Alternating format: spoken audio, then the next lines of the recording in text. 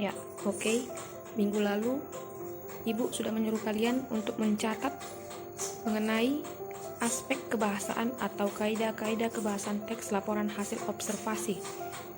Aspek kebahasaan teks laporan hasil observasi ada 5, yaitu penggunaan kalimat definisi, penggunaan kalimat klasifikasi, penggunaan kata kerja untuk mendeskripsikan suatu bagian, penggunaan kata sifat dalam deskripsi, dan yang terakhir, nomor 5, penggunaan kata baku dan istilah. Dari kelima inilah merupakan kaidah-kaidah kebahasan teks laporan hasil observasi. Mari kita bahas satu persatu. Nomor 1, penggunaan kalimat definisi. Ya, yang pertama, penggunaan kalimat definisi. Kalimat definisi yaitu kalimat yang bersifat memberikan keterangan atau menjelaskan suatu objek. Kalimat definisi ini ditandai dengan ada kata adalah, merupakan, dan yaitu. Jadi, setiap kalimat yang memiliki kata adalah, merupakan, dan kata yaitu merupakan kalimat definisi karena dia mendefinisikan suatu objek. Lain yang Ibu ambil dari halaman 142 dari buku paket kita mengenai teks observasi dengan judulnya teksnya kucing. Kucing merupakan binatang peliharaan yang paling populer. Kalimat ini merupakan kalimat definisi. Dia disebut definisi karena memiliki kata merupakan. Contoh lainnya yaitu ciri fisik kucing. Ini ada terletak pada paragraf 4. Paragraf 4. Kalimat pertama ya, yaitu ciri fisik kucing yang lain adalah memiliki kumis atau misai.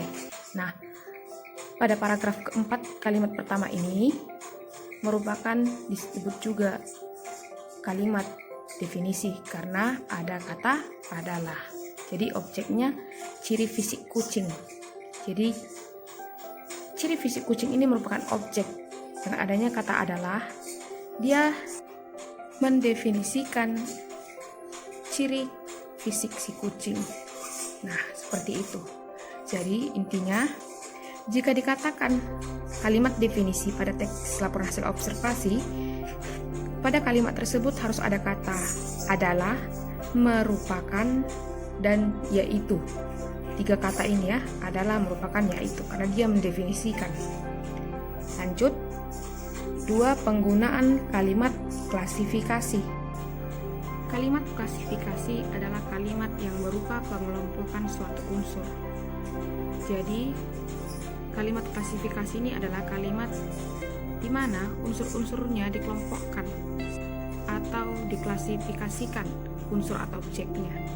Kalimat klasifikasi ditandai dengan adanya kata kerja, yaitu adanya kata kerja digolongkan, dikelompokkan, terdiri atas, dan diklasifikasikan. Jadi keempat kata ini, jika suatu kalimat terdapat kata di antara keempat ini merupakan kalimat klasifikasi. Contohnya pada kata digolongkan. Kalimatnya, manusia digolongkan ke dalam 2 jenis, yaitu laki-laki dan perempuan. Kata kerja yang terdapat dalam kalimat tersebut yaitu digolongkan.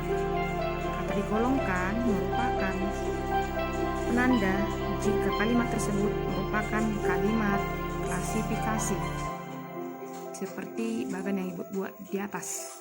Contoh lain yaitu dikelompokkan. Nah,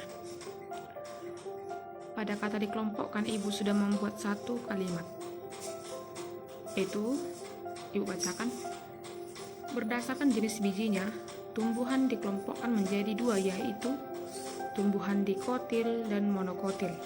Pada kalimat ini kita bisa mengetahui kalimat ini yaitu kalimat klasifikasi karena adanya kata kerja yaitu dikelompokkan yang merupakan bagian dari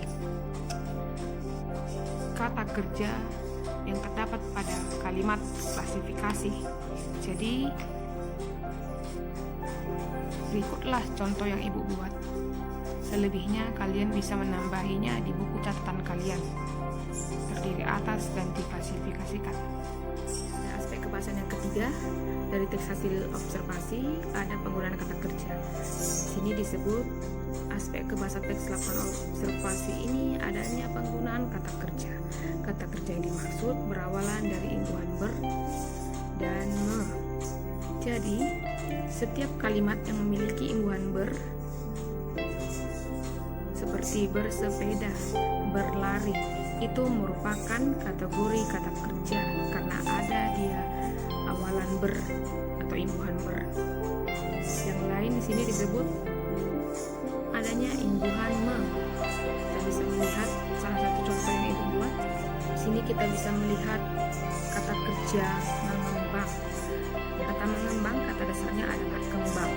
Tapi karena dia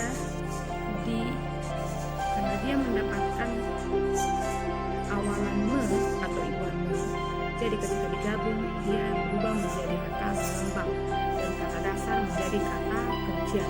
Kata mengembang kata dasarnya adalah kembang. Tapi karena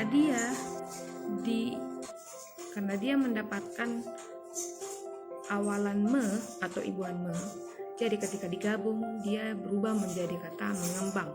Dari kata dasar menjadi kata kerja. Lalu contoh kedua, mengayuh. Kata dasarnya kayu.